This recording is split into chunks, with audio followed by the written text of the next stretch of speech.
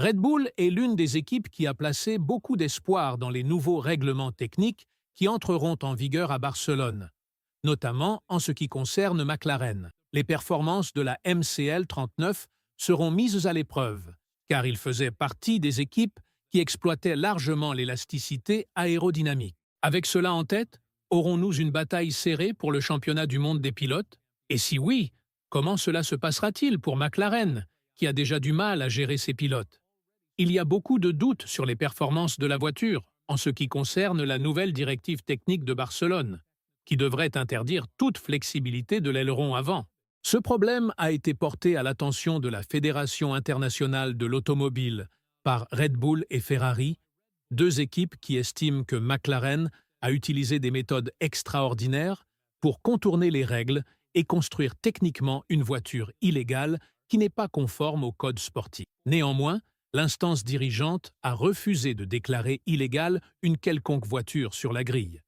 Mais elle a modifié les règlements à partir de Barcelone. Red Bull s'attend à une baisse significative des performances de la MCL 39 à partir de cette course, car ils pensent que les niveaux d'appui générés par la flexibilité de l'aileron avant sont trop élevés pour être rattrapés par les autres équipes. De plus, l'équipe compte sur l'apport de nouvelles améliorations pour aider Max Verstappen à remporter son 5e titre, car après 3 événements et une course sprint, Max est seulement 1 point derrière Lando Norris au classement des pilotes. En évoquant les attentes à partir de Barcelone, Christian Horner a déclaré qu'il y avait une incertitude quant à l'impact de cette directive technique sur les différentes voitures. Selon lui, la fenêtre d'exploitation de ces voitures est très étroite et le changement concernant l'aileron avant est assez important.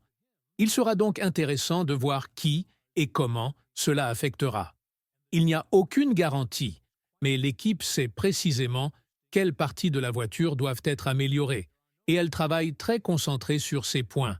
Horner pense que ce championnat se jouera sur la capacité à maximiser les opportunités. Il y a un domaine particulier où McLaren est bien meilleur que Red Bull et toutes les autres équipes de la grille: la gestion des pneus. C'est un aspect que l'équipe de Woking maîtrise parfaitement, quelles que soient les conditions météorologiques. Cependant, à Suzuka, une légère baisse de performance a été observée. Andrea Stella a déclaré qu'il aurait préféré l'ancienne surface de la piste, mais cela sera abordé dans les prochains paquets de mises à jour. Même avec de loin la voiture la plus dominante, McLaren ne compte pas se reposer pour le reste de la saison 2025. Andrea Stella a également évoqué la nouvelle réglementation qui prendra effet à Barcelone et qui concernera également l'aileron arrière. Il ne faut pas oublier que le phénomène du mini-DRS a été observé pour la première fois sur la MCL 39 à Bakou l'année dernière. En expliquant davantage les changements que l'équipe devra apporter et leur impact potentiel sur la performance de la voiture, Stella a indiqué qu'aucun ajustement ne serait nécessaire au début de la saison. Un petit ajustement sera cependant requis à partir de la 9e course. Bien que le sujet ait suscité beaucoup de discussions, pour l'équipe, il y a d'autres sujets qui causent bien plus de maux de tête, notamment la recherche de dixièmes de seconde, ce qu'il a peut-être présenté de manière simplifiée. L'espoir a aussi été nourri par Zak Brown, qui a déclaré qu'il y avait eu un changement de mentalité dans l'équipe à partir de 2025. Cela signifie que la stratégie de l'équipe de Woking doit être ajustée en raison de ces deux pilotes dominants. Cependant, avec la bonne mentalité, de telles choses peuvent être modifiées facilement. Parlant du changement dans l'approche de l'équipe pour chaque course en 2025, Brown a déclaré que l'équipe ne se contentait pas de petits ajustements ici et là. La voiture est déjà très bonne, mais il y a des éléments sur la voiture de 2025 qui représentent un pari audacieux. Il pense que l'on ne peut atteindre l'avant de la grille qu'en essayant de battre tout le monde, contrairement à la mentalité de 2024 où l'objectif était simplement d'être aussi bon que les autres. Maintenant, la mentalité est de battre tout le monde. Le principal sujet reste la directive technique qui entrera en vigueur à Barcelone. Red Bull a clairement exprimé son opinion selon laquelle deux équipes bénéficient encore du phénomène du mini-DRS, tandis que McLaren tire énormément d'avantages de la flexibilité de l'aileron avant. C'est pourquoi ils ont fait venir Yuki Tsunoda pour collecter autant de données que possible avant l'arrivée du premier paquet de mises à jour. Nous avons vu par le passé que Max Verstappen n'a pas besoin de la voiture la plus rapide pour remporter le championnat. Bien au contraire, avec la troisième voiture la plus rapide, il a réalisé des exploits qui n'avaient plus été vus depuis les jours de Keke Rosberg et Nelson Piquet en 1982 et 1983. Cela montre que si Red Bull parvient à se rapprocher à 1 ou 2 dixièmes de McLaren, ils seront en très bonne position pour se battre pour le championnat du monde des pilotes. En ce qui concerne les améliorations, nous nous attendons à une meilleure stabilité de la voiture. Le véhicule actuel de l'équipe autrichienne fonctionne dans une fenêtre d'exploitation très étroite. Et c'est souvent grâce au talent de Verstappen qu'ils parviennent à extraire le maximum de la voiture et à rester compétitifs face au reste de la grille. Le fait que le Néerlandais ait marqué tous les points de l'équipe en 2025 en dit long sur leurs priorités.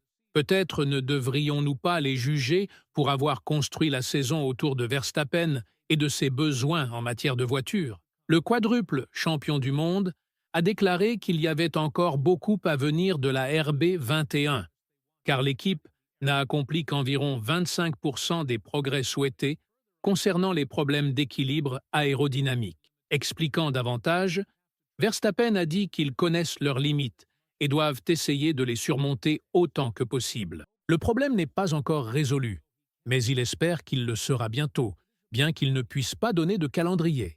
Il s'agit de trouver cette limite, qui est très sensible pour eux en ce moment. La voiture de l'année dernière avait quelques défauts qui ont été corrigés assez efficacement sans perdre beaucoup de temps autour. Maintenant, ils doivent faire en sorte que cette nouvelle voiture soit un peu meilleure. S'ils sont à 2 dixièmes sur un circuit de 5,5 km avec plus de 20 virages, trouver quelques centièmes dans chaque virage pourrait soudainement les placer au niveau de la voiture de tête. Ils doivent simplement extraire un peu plus de vitesse et améliorer la stabilité pour que les pilotes puissent conduire plus facilement. L'objectif est clair, remporter le 5e championnat du monde des pilotes. Après la dernière performance à Suzuka, nous ne pouvons que constater que Red Bull pourrait être de retour dans la course. Tout ce dont ils ont besoin est une mise à jour appropriée qui élargira la fenêtre opérationnelle de la voiture et permettra à Verstappen de pousser encore plus loin. Il doit également profiter du fait que les deux pilotes McLaren se volent des points. Verstappen peut utiliser toute son expérience pour remporter de nombreuses courses. Pourtant, McLaren insiste sur le fait qu'ils ne seront pas affectés par la nouvelle réglementation à partir de Barcelone. Et si cela est vraiment le cas, Red Bull pourrait se retrouver en difficulté.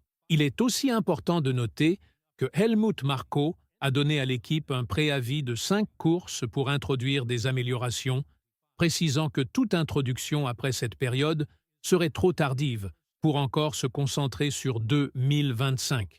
La montagne qu'ils doivent gravir est énorme. Verstappen lui-même a plaisanté, en disant que s'il était dans cette voiture, il serait peu probable qu'on le voie encore sur la grille, car il s'envolerait littéralement dans le ciel sans que personne ne puisse le suivre. Il est également crucial de souligner que Red Bull reconnaît que la perte de personnel, notamment ceux partis chez McLaren, comme Rob Marshall, les a directement affaiblis. Marko croit que l'ADN de l'équipe de Woking est l'un des plus dominants jamais vus dans ce sport, car la RB19 était l'une des voitures les plus dominantes de l'histoire. Par conséquent, lutter directement contre quelqu'un qui a emporté autant de savoir-faire est un énorme défi, même avec un pilote comme Verstappen dans son équipe. Avec tout cela en tête, penses-tu que les nouvelles réglementations de Barcelone seront déterminantes pour les performances de la MCL 39? Et sinon, penses-tu que ce sera la dernière chance pour Red Bull de rattraper Norris et Piastri